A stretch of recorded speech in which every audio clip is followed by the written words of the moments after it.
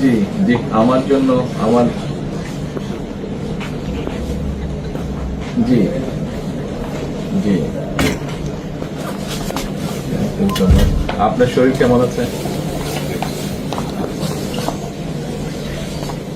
হ্যাঁ, দোয়া করবেন, দোয়া করবেন ইনশাআল্লাহ।